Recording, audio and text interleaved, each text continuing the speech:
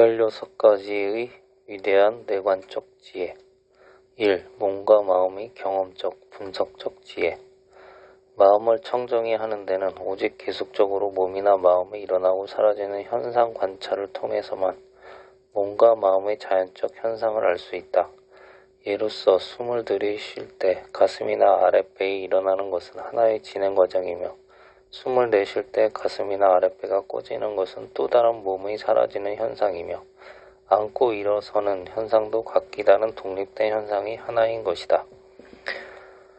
이와 같은 각기 동작을 관찰하여 아는 것은 또 다른 현상으로서 그것을 마음의 동작이라고 한다. 몸의 이러한 변화 현상을 보는 것과 아는 것, 그리고 현상 그 자체는 각기 별개의 것임을 깨닫게 되는 것이며, 더 나아가 몸의 일어남을 마음이 아는 것은 하나의 진행 과정이며, 몸이 사라짐을 마음이 아는 것 또한 다른 진행 과정인 것이다. 이와 같이 관찰하여 몸의 모든 동작을 마음이 알게 하는 것과 모든 것이 각기 다름을 알아야 한다. 그리고 생각의 변화, 반사적인 사고방식, 현상의 일어남과 사라짐 등을 자신의 체험을 통해서 보고 인식하게 되는 것으로 이것을 자기 자신의 몸과 마음의 진실한 모습이라 하면 이를 몸과 마음에 대한 분석적 지혜라고 한다. 이와 같이 열심히 관찰하여 관찰하는 마음이 단련되고 성숙되면 호흡의 순간에 몸이 일어나는 현상이 있게 되고, 이 현상을 알게 되는 마음이라는 기능이 있을 뿐이며, 숨을 내쉴 때 역시 사라지는 현상과 그것을 알게 되는 마음이라는 기능이 있을 뿐이며, 나라는 것이 존재하지 않음을 증명할 수 있다. 이와 같은 진행 과정에서 남녀노나가 분리되지 못하며 다만 숨을 쉬는 몸의 기능에 그것을 알고 있는 마음의 두 기능뿐인 것을 점검 확인한다. 이것을 청정한 견해 혹은 바른 견해라고 부른다. 이 원인과 결과를 식별하는 지혜. 청정한 견해가 성숙되어감에 따라 몸의 동작에는 반드시 마음의 명령에 의해서만이라는 사실을 깨닫게 된다. 그렇다면 그것을 어떻게 식별하는가? 팔을 펴겠다는 생각이 먼저 있고, 그 생각의 명령에 따라 사실상 몸의 팔이 펴지는 것이 단적인 증거. 예로서 어떤 물체가 존재하고 눈이 그것을 보고 판단하였을 때 비로소 그것을 소유하고자 하는 욕망이 일어난다. 이는 곧 마음의 조건에 의해서 나타나는 현상임을 깨닫게 한다. 그러므로 몸과 마음의 모든 기능을 곧 조건에 의해서 나타나는 현상임을 식별하게 되는 것이다. 수행인의 수행이 점차 성숙해지면 다만 몸과 마음의 상호 우준된 조건 속의 진행 과정만이 존재할 뿐, 사실상 팔을 구부리고 펴는 데 있어서 어떤 육체적 통증을 경험할 때 그것이 나의 통증이 아니요 내가 구부리고 펴는 것이 아니라 육체의 움직임, 고통을 마음이 인식하고 알아차릴 뿐이지, 내가 아프고 내가 인식하는 것이 아닌 단순히 변화되고 조건 속에서 나타나는 마음의 명령에 따라 몸이 움직인다는 것 이외에 그 어떤 절대자도 이 상황에서 존재하지 않음을 깨닫게 되고 이를 식별하는 지혜. 3. 현상의 바른 이해에 대한 지혜. 육체적이거나 정신적이거나 모든 현상과 움직임에는 처음 시작과 중간 끝맺음이 있는 것이다. 어떠한 현상이 일어날 때 그 시작과 중간 끝맺음이 완성되었을 때 비로소 새로운 현상이 시작, 중간, 끝맺음의 순서로 진행되는 것이다. 예로서 통증이 몸에 나타날 때 하나의 통증이 사라진 다음에 새로운 통증이 나타난다든가, 걷는데 비유한다면 오른쪽 발이 완전히 들어 옮겨져 땅에 닿았을 때 비로소 왼쪽 발이 움직일 수 있는 것과 같다. 마음의 현상으로 슬픈 생각이 일어났을 때 슬픈 생각을 관찰하면 그 슬픈 생각이 사라진 다음에 또 다른 생각이 일어나는 것을 보았을 때가 좋은 예라고 할 수 있다. 이와 같은 여러 종류의 통증이나 마음의 느낌 등을 관찰하여 일어나고 사라지는 모습을 보고 그 현상의 한계를 분명히 눈으로 보고 느꼈을 때 모든 현상은 계속 일어나고 사라지는 것의 연속임을 직접 체험하게 된다. 4. 일어나고 사라지는 현상의 지혜. 일어나고 사라지는 현상 관찰이 형상되어 갈 때 오직 지금 현재의 몸과 마음의 진행되는 과정만 알게 된다. 이와 같은 관찰로 수행자의 마음은 매우 광명이 나는 듯 밝고 명확하며 기쁨이 충만하게 된다. 그러나 이 기쁨이 수행자 자신을 속이게 되는 경우도 있다. 자신이 눈으로 보았듯 밝은 광명과 환희는 곧 자신이 깨달음을 성취하였다는 착각을 일으키게 한다. 즉, 나는 이제 수행의 모든 길을 해 마쳤다. 나는 이제 으뜸가는 깨달음을 성취하였다라는 큰 잘못을 범하게 된다. 그러나 수행자의 위 사실에 대한 깨달음이 아니라 하나의 현상으로서 보게 되면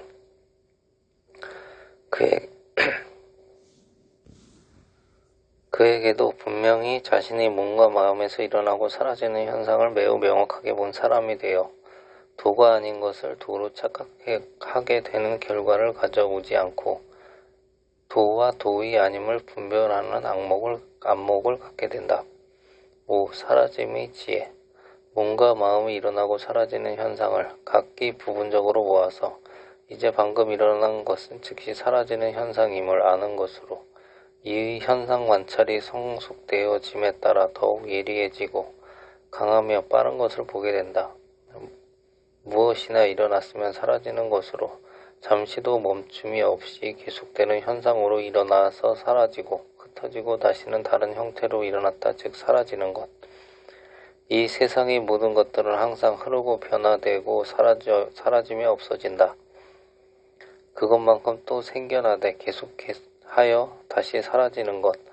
마치 억수로 쏟아지는 빛 속에 빗물에 의해서 생겨나는 물거품이 사라지고 생겨나되 같은 것이 되풀이되는 것이 아니라 먼저 것은 사라지고 새 것이 생겨나고 또 사라지는 것과 같은 것으로 자신의 마음과 몸의 모든 현상도 이와 같이 분명하게 일어난 것은 반드시 사라져버리므로 하나의 쌍으로 계속되어지고 인간의 여섯 감각기관을 통하여 나타나며 여섯 인식 기능에 의해서 인식되어 다시 사라진 현상을 보는 지혜. 6. 두려움의 인식에 대한 지혜. 사라짐에 대한 지혜가 성숙되어 갈 때 주관과 객관의 모든 것 곧 일어났으면 사라지는 현상임을 깨달았을 때 그것은 참으로 영원성이 없고 좋아할 수 없으며 차라리 두려운 존재로 느껴진다. 모든 조건 지어진 것들은 이와 같이 일어나고 사라짐의 연속임을 두려움으로 보았을 때 과거와 미래도 이전처럼 계속 일어나고 사라짐의 연속임을 깨닫게 되고 두려움을 갖게 된다. 이와 같은 지혜를 두려움의 인식에 대한 지혜라고 한다. 7. 고통의 지혜.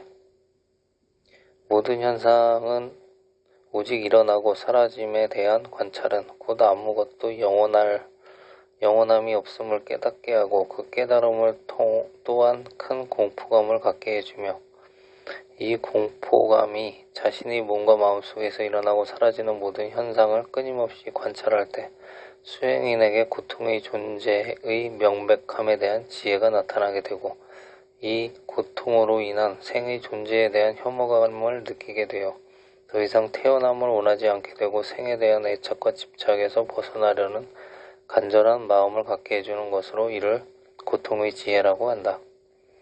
8. 혐오감이 있음을 깨닫는 지혜. 모든 현상이 일어나고 사라지는 현상 속에 몸과 마음은 고통의 연속이며 이 고통 속에는 어떠한 기쁨도 찾을 수 없으며 다만 그 사실에 대한 혐오감을 갖게 된다. 이 상황에서 마음은 만족함에 이르지 못하고 더욱 열심히 일어나고 사라지는 현상 관찰에 집중하게 된다. 그러나 아직도 자신의 수행이 만족할 수 있는 경지에 이르지 못했음에도 역시 혐오감 혹은 인생에 대한 실증을 갖게 한다. 그럼으로써 니르바나를 향한 강한 열망을 일으키게 되고 어떤 상황에서도 일어나고 사라지는 현상 관찰에 의한 지속적인 마음의 집중력만 마음은 고요해지고 평화로워 행복감을 갖게 해주는 것임을 아는 지혜. 9. 해탈을 이루려는 마음의 지혜. 모든 현상 관찰에 대한 지혜가 성숙되어 감에 따라 일어나고 사라지는 순간의 현상에서 벗어나고자 하는 즉 해탈에 이르고자 하는 욕망을 일으키게 되고 이에 관련된 마음의 상태를 해탈을 이루려는 지혜라 한다. 이때 몸에도 갖가지 고통스러운 현상이 나타나게 되고 이 고통 속에 오래도록 앉아있고 싶지 않아 자세를 자주 바꾸게 되며 편안함을 느끼지 못하게 되며 인생 자체가 너무 고통스러워서 어서 속히 중생의 윤회 고통에서 벗어나려고 하며 모든 태어나는 현상의 애착을 더 이상 느끼지 않아 모양으로부터 자유로운 해탈을 이루고자 한다. 그리고 다시 태어남을 원하지 않는 지혜. 10. 다시 살펴보는 지혜. 어서 속히 해탈에 이르고자 하는 마음을 더욱 강한 노력을 통해 다시 살펴보고 결심을 통해 더욱 강하게 굳히는 지혜로서 다시 한 번 더 살펴보고 다시 한 번 더 관찰하며 재행의 무상과 일체계고 재범무화를 다시 점검해보는 지혜를 의미한다. 이들 세 가지 특성 가운데 특히 고통에 대한 특성을 다시 한번 회고해 보는 것이다. 이 상태에서 여러 가지 형태의 통증과 괴로움을 예리하고 심각하게 아픈 현상으로 경험하게 되는데 어떤 때는 정신적, 육체적 견디기 어려운 지경까지 가는 질병 속을 헤매이게 된다. 이때에도 자연히 불안초조해지고 일정 시간을 앉아서나 어떤 자세로도 견디기 어렵게 한다. 이때의 통증과 괴로움의 원인을 정확하고 분명히 계속적으로 관찰하면서 참고 견디면 갑자기 그 엄청난 고통과 괴로움은 사라지게 된다. 이와 같이 참고 견디면서 고통의 현상을 자세히 관찰할 때 이를 극복하게 되는 것이며 초조와 불안을 극복하게 된다. 이와 같이 세 가지 특성을 관찰을 통하여 빠르게 변화되는 현상을 보게 되는 것을 다시 살펴보는 지혜라고 한다. 11. 형태 구성에 관한 평등의 지혜. 수행자가 자신의 수행에 대하여 살펴보는 지혜가 성숙해지면 몸과 마음에 대한 두 가지 기능의 관찰이 아주 자연스럽게 계속적으로 이루어져 많은 노력을 기울이지 않아도 되는 것을 스스로 확인하게 된다. 이러한 상태를 구성에 관한 평등의 지혜라고도 말한다.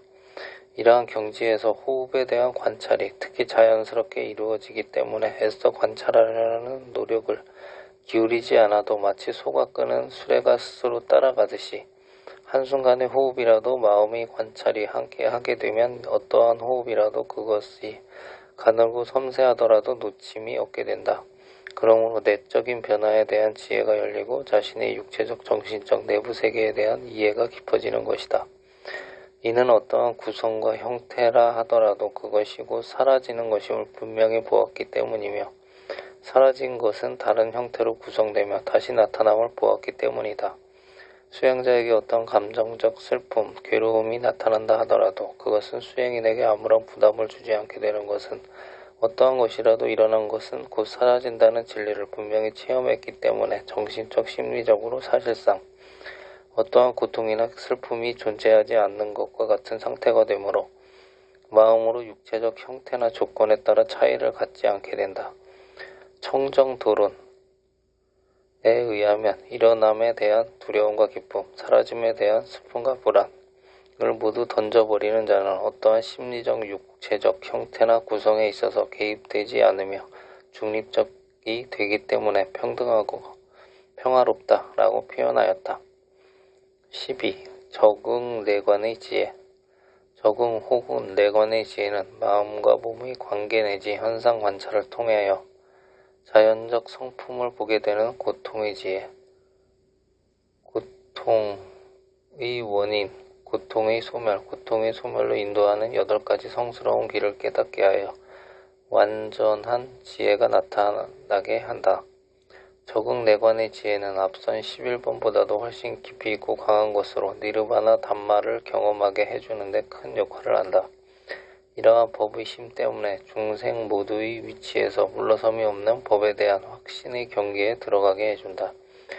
법에 대한 확신은 신심을 더욱 강하게 하며 내적 지혜가 일어나 일체의 모든 존재는 그것들이 생명이 있거나 없거나 일어나면 사라지는 진리에 있어서 하등의 차별이 없음을 깨닫는다.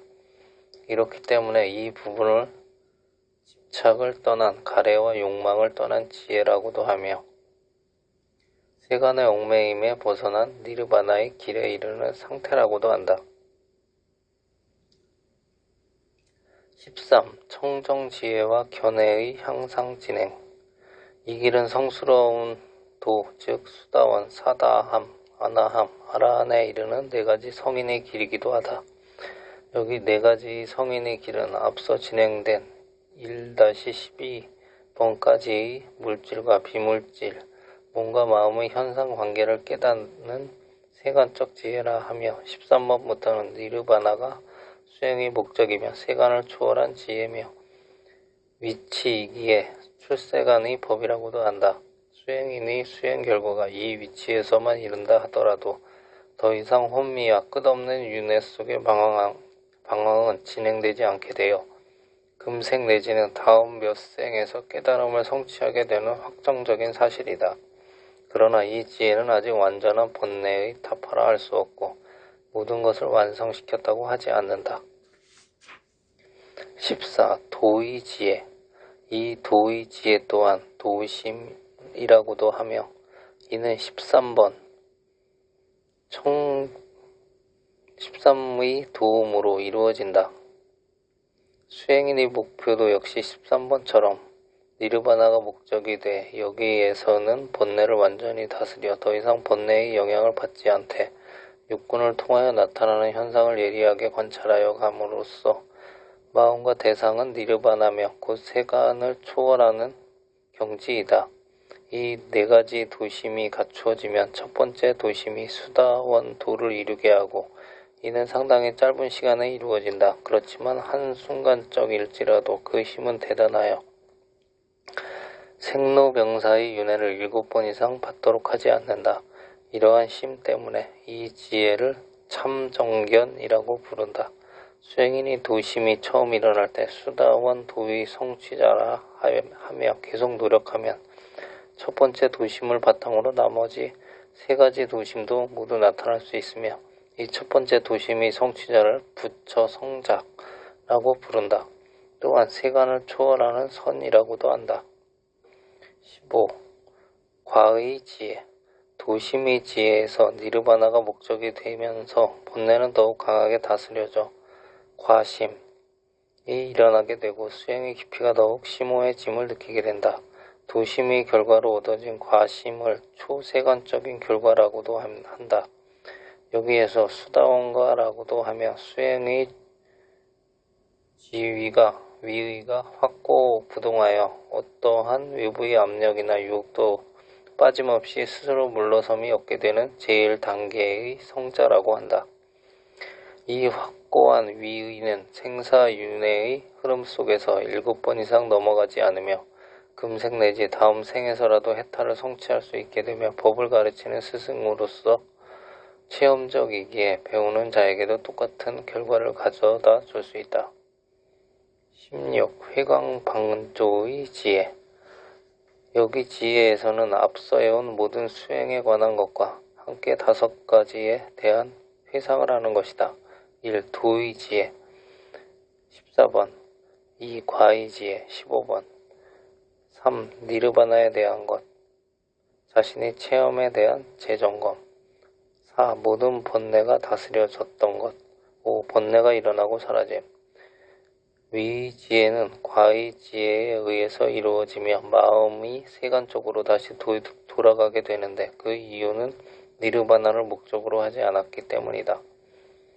어느 누구나 이 지혜를 이르러 수다원과 사다원과 아나원가를 성취했을 경우 사카 혹은 아리야라고 하며 성자라고도 부른다. 수행인의 회광반조지혜는 14번과 15번과 다소 차이가 있다. 왜냐하면 14번, 15번의 도다관은 니르바나가 목적이요 대상이며 현재의 진행이나 16번의 회광반조는 현재가 아니라 지난 것의 반조이기 때문이며 시간적으로 과거적이기 때문이다. 그래서 초세간적인 데서 다시 세간으로 돌아온 것이다. 수행인에게 다시 태어나게 하는 몇 가지 메인 것.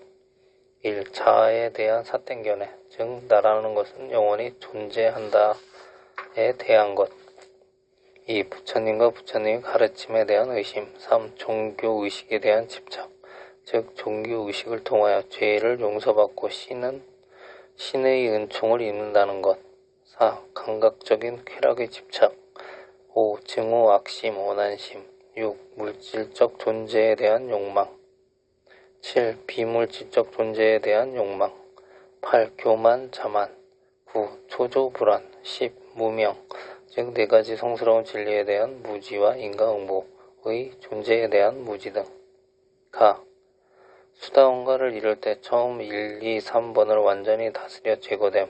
수행인이 자신이 몸과 마음에서 일어나고 사라지는 현상을 자세히 관찰할 때 이에 자아는 존재하지 않음을 확실히 깨닫게 되기 때문에 부처님이 가르치심은 매우 현실적이며 누구나 조사하여 확인할 수 있고 스승과 제자의 관계도 수평적이지 수직적인 것이 아니며 결과는 즉시 나타나 수행의 진행 과정이나 성격상 종교의식이 관련되지 않으며 의식을 통하여 자신의 몸과 마음에서 일어나고 사라지는 진리를 본다든지 재행의 무상이나 일체계고 재범무아의 진리를 볼 수 있거나 깨달을 수 없음을 확실히 알기 때문이며 이 수준에서 수행을 중지한다 해도 7번 이상의 생사윤회는 받지 않으며 태어날 적마다 4군데 낮은 곳 지옥, 악귀, 축생, 아수라에 가지 않으며 천상과 인간계에서 왕래하다가 다시 수행법을 만나서 수행을 완성시키는 것이다.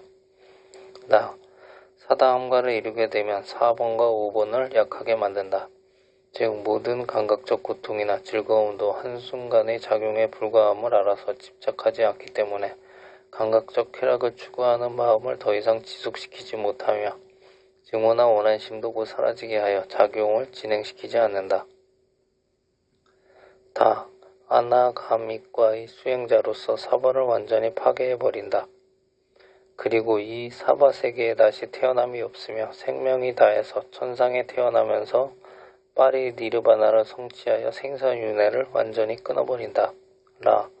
완전한 깨달음에 이룬 아라한은 위 10가지 모두를 완전히 파괴하여 더 이상 어떠한 외부적 영향을 받음이 없으며 금생에서 완전히 파리 니르바나를 성취하게 된다. 아라한은 생명이 남아있는 동안 수행과 포교로서 자신의 수행의 결과를 여러 중생과 함께 나누며 다른 이들을 니르바나의 길에 이르도록 한다.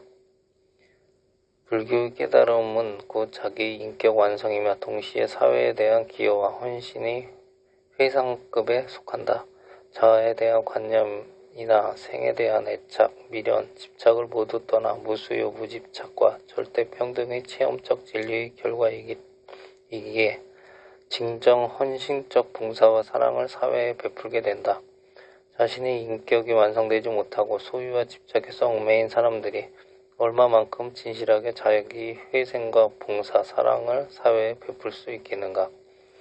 이와 같은 18가지 내적 현상 관찰과 18가지의 위대한 내적인 지혜를 개발하면서 자기 수행의 체크 포인트로 삼아 나갈 때 잘못된 길을 가지 못하고 잘못된 판단 아래 스스로를 함정에 밀어넣거나 착각하여 중도에 멈추어 완전한 깨달음을 지연시키는 어리석음을 봄에서는 아니 될 것이다. 수행인은 자신의 수행에 대해서만 순수하고 솔직해야만 자신에게 이익됨이 있고 비로소 남을 돕게 될 수 있는 것이다. 자기 자신이 수행의 방향을 잡지 못했으며 확신이 없는데 어떻게 남을 지도한다고 섣불리 나서며 새로 배우려는 수행자를 희생의 제물로 삼으려 할 것인가. 봉사는 봉사를 끌고 웅덩이를 빠질 수 있으며 눈을 뜬 사람은 봉사를 따라가지 않는다. 불교의 수행은 무명에 가린 봉사와 같은 위치에서 지혜로 눈을 떠 밝은 빛을 본 사람이기에 다른 사람들을 밝고 바른 길로 인도할 수 있는 것이다. 부처님이 진정한 자비는 모든 인간들로 하여금 자기 자신의 실상을 바로 깨닫고 힘써 노력하여 태어남과 죽음의 수레바퀴 속에서 속히 벗어나게 하는데 그 근본 뜻이 있는 것이다. 그러므로 누구든지 속히 윗바사나 수행을 열심히 하며 스스로 무엇이 태어남이며 무엇이 죽음인가를 깨닫고 다시는 그와 같은 엄청난 불행의 수레바퀴 톱니에 물림이 없도록 최선의 노력을 다해야 할 것이다.